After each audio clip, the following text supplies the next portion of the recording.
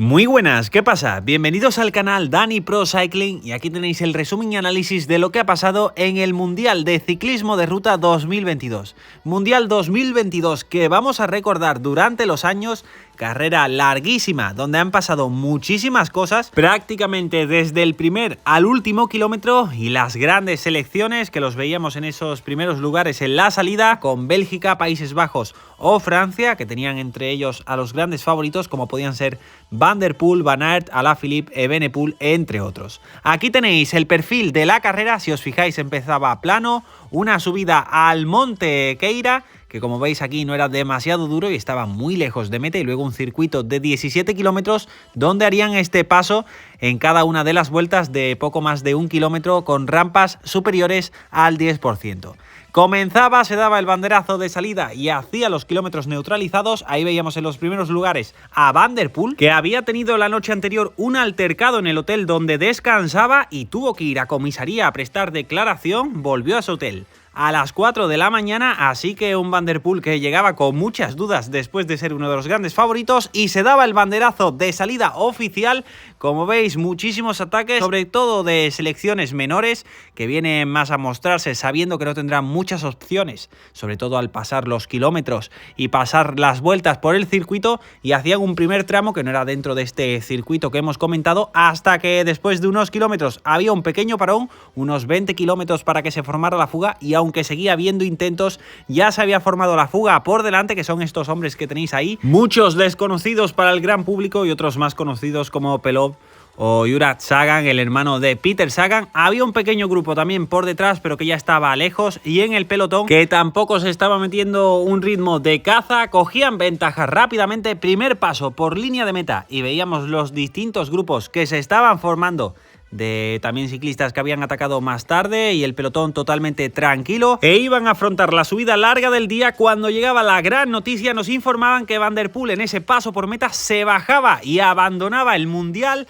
Al parecer, lo que le había pasado, el altercado el día de ayer, le había afectado más. Además, le habían quitado el pasaporte y no se va a poder ir de Australia en unos días, además de haber tenido que dormir bastante poco. Cuando llegaban los fugados a esta primera subida larga del día, y Francia aumentaba el ritmo, primero con Pavel Sivakov desde muy lejos, también con Armi Rail, y justo después incluso veíamos a Bardet que aumentaba el ritmo, y esto cortaba el pelotón y se formaba un grupo selecto de unos 35 hombres aproximadamente. Y en esta subida, uno de los que no aguantaba era Bissegger, que lo vimos muy bien en el Mundial de Contrarreloj, pero hoy no tenía el día, y empezábamos a ver nombres de este grupo selecto, y estaban dos de los grandes favoritos como eran Wout van Aert y también Tadej Pogačar, en una fuga que todavía quedaban más de 200 kilómetros y ya estaban por delante respecto al pelotón del resto de favoritos. En ese grupo principal, mucha representación. Alemania y Colombia tiraban porque no tenían representación en ese grupo de 30, un grupo donde atacaban 5 hombres y cogían algo de ventaja.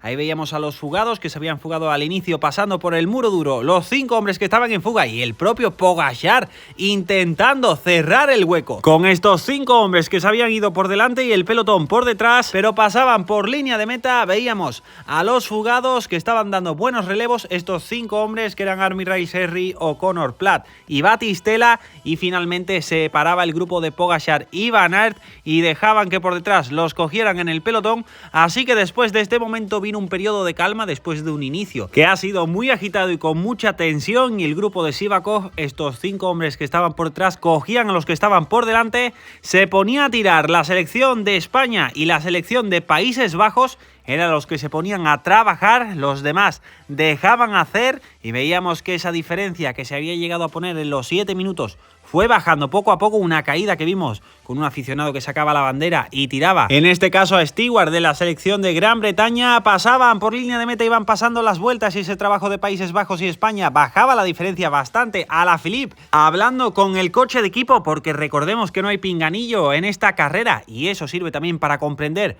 muchas de las cosas que han ido pasando. A posteriori veíamos que la diferencia a 5 vueltas del final era de apenas 2 minutos, y la selección francesa cogía los primeros puestos puestos. Veíamos que también en la fuga se iban quedando hombres que no tenían tanta fuerza y primer ataque, en este caso de Francia, con Pacher, que formaba un pequeño grupo y se metían hombres importantes como el propio Remco Evenepoel, que lo veíamos coronar en esos primeros lugares, y con 70 kilómetros a meta veíamos que se formaba este corte con muchas selecciones representadas, selecciones importantes, y tanto Francia como Bélgica se ponían a colaborar y a intentar sacar ventaja para coger a los fugados que estaban por delante. Estaban a menos de un minuto y por detrás pocas selecciones con la capacidad también para recortar y que no tuvieran un hombre por delante, y cuando llegaban al repecho de esta vuelta se juntaban y en Bélgica aumentaban el ritmo para el ataque de Remco Evenepoel, que arrancaba justo al coronar y se lanzaba en la bajada, pero le daban caza, y veíamos los ataques de Francia con Sivakov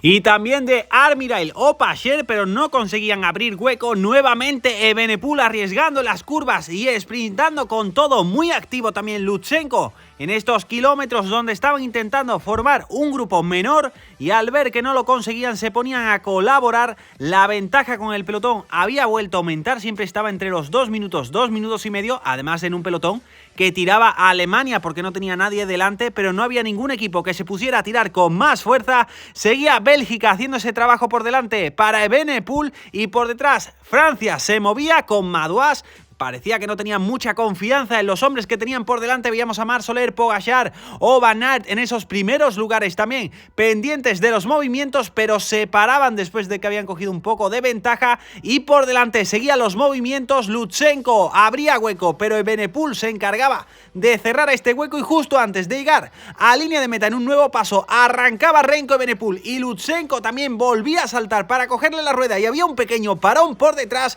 y esos metros parecían clave para que pudieran coger algo de ventaja si había buena colaboración, y Lutsenko pasaba con Evenepoel desde el primer momento. Francia se ponía a tirar por detrás, pero con un solo hombre, y la distancia se mantenía en esos 2 minutos debido al aumento de ritmo que había habido por delante con estos ataques. 4 por detrás en persecución, que eran Enjor, Jensen, Rota y Smith, y al llegar a la subida sin atacar, a base de ritmo, Remco Evenepoel soltaba a Lutsenko 25 kilómetros para el final y se iba en solitario con unos 2 minutos con el pelotón. Coronaba y veíamos que Lutsenko se había quedado sin fuerzas y la diferencia iba aumentando, y también arrancaba por detrás en el pelotón Wout van Aert, que destrozaba por completo el grupo en esta subida, pero justo al coronar se paraba. Movimiento que también sirvió para que las selecciones no estuvieran organizadas, y Evenepoel, que había visto bajar un poco la diferencia pero que volvía a aumentar al pasar por línea de meta. Última vuelta para él y Lutsenko, que ya estaba a 50 segundos